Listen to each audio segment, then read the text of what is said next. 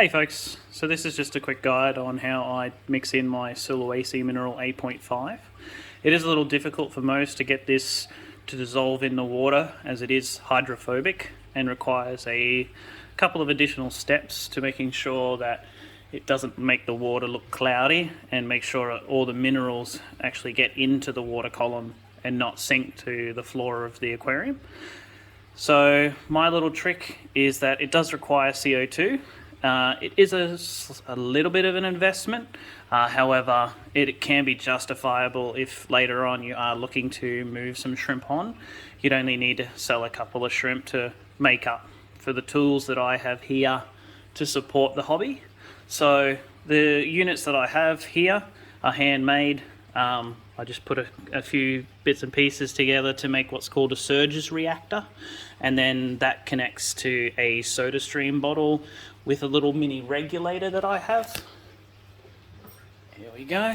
So a little mini regulator. So I'm going to put that on real quick so I can give you an idea.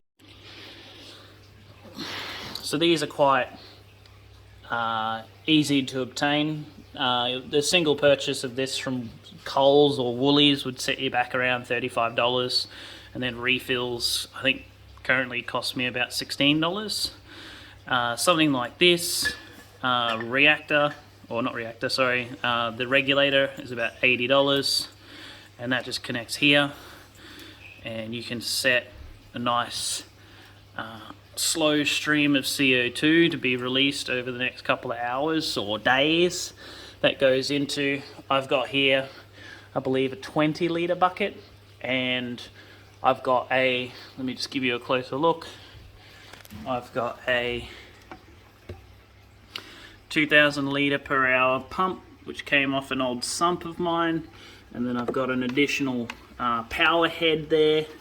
So this is going to really stir up the water, making sure that there's no solids left on the bottom.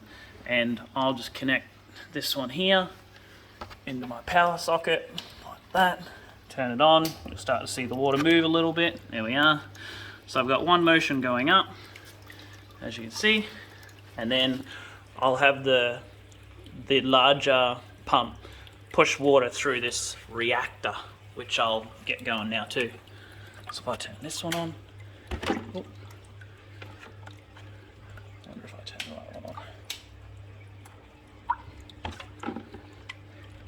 There we are, I can feel the water now going through that. So what's happening, actually let me just plug the CO2 in real quick. So this I'm going to want on tight, I'm going to want to make sure to put on tightly. This will give me pressure internally on the regulator, and then I can release the gas slowly through this connector. I'll just grab this. So I've got here, don't know what exactly they're called, but you'll find these in like Bunnings, in the camper van section, which is connectable to RO units. I did forget to mention that the water in here is of reverse osmosis. So the TDS that comes out of a reverse osmosis should be as close as possible to zero to remove any existing minerals that are in your tap water, because you don't want anything that these shrimp aren't comfortable with in your aquarium. They are a little sensitive to traditional shrimp. They're a little pickier than your average cherry. But I'll be using this water for my white glove red Sulawesi and my white orchid Sulawesis. So I want to get this water to, you can go higher than the intended TDS and then balance it in your water changes with more RO water. So I could go to like a TDS of 500 in here and put in 1 glass of this water with some more RO. It depends. You can make a more concentrated mix and then mix more RO into the tank, or you can go to the intended TDS of I think it's 140 on the actual packet here. I'm actually using a cheap eBay pen that does do something to do with the electricity, the amount of conductivity, that's the one, conductivity in the tank. So I'm looking to achieve a 220,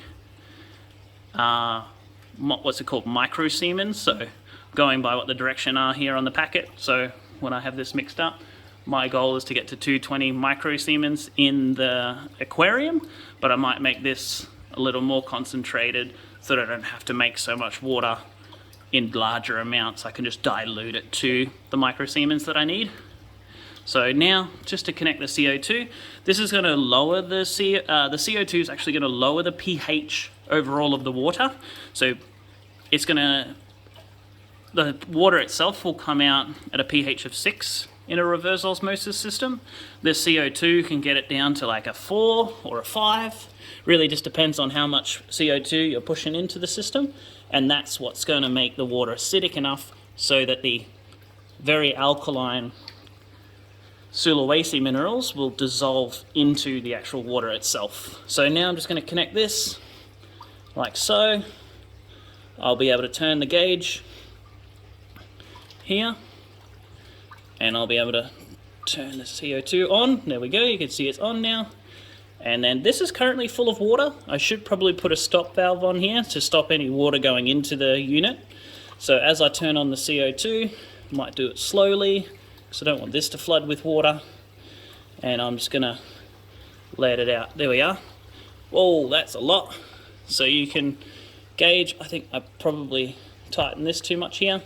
You gotta try and manage it yourself with how much CO2 you wanna go in, whether it be a lot, whether it be a little. I'll show you here. I'm gonna try and get it to a couple of bubbles per second, but CO2 has now flooded this surges reactor. And it's mixing with the water just in this area here. It's hitting this this wool, or I've got some sponge filter that I've chopped up. So the CO2 bubbles are going to struggle to get down here and then go into the bucket and gas off. So I'm optimizing the amount of CO2 that I'm pushing into this water just within this section here, which will then increase or should I say decrease the pH so that the minerals can dissolve into the water more efficiently. Because if you are just doing a air stone with CO2, you will lose a lot of the CO2 to it effectively gassing off. So I'm just trying to maximize my CO2 as much as possible. So that, there we are, turned it up a little bit more, because I can go all out and flood this system as well, but I don't really want to waste my CO2. So this is going out. It's a little bit hard doing this with one hand, to be honest. So I'm just going to increase this a little. There we are. Whoa. So that's what not to do. I'm going to have to do a little bit more fine tuning of this off camera, but I'm sure you get the general idea. And then I'm just going to put a couple of teaspoons of this in my larger bucket until I get the micro Siemens or TDS that I need. I hope you like this little quick guide. I could make a more in-depth detail with some better editing of it. Might consider it later, but I'm sure this will be enough information to get you by for the time being.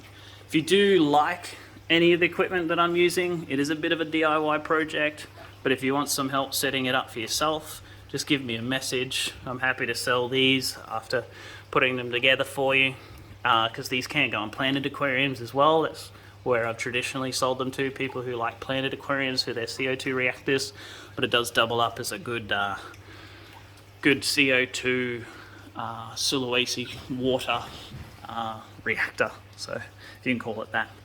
So let me know what you think. Message me if you need any help. So this is a quick guide again for the Sulawesi Mineral 8.5. Hope you like it. Thanks guys.